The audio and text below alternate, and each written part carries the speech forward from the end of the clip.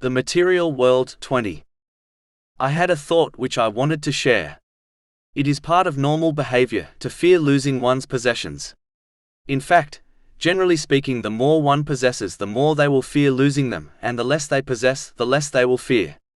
This is just like the person who goes out in the middle of the night while possessing many valuable things, such as an expensive phone and tablet.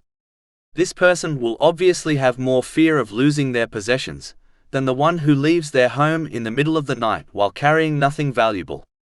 Muslims should therefore understand the reality of this in respect to this temporal world and the eternal hereafter.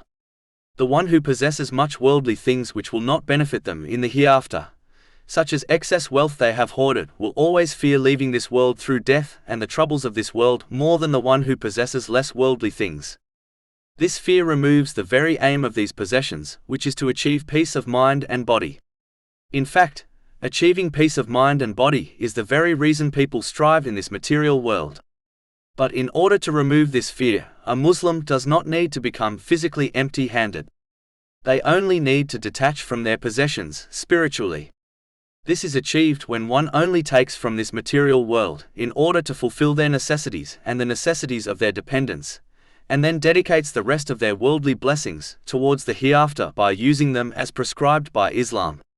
This will ensure that they truly own their possessions instead of their belongings possessing them.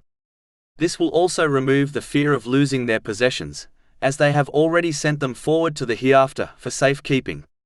This will allow them to achieve peace of mind and body in this world and in the next.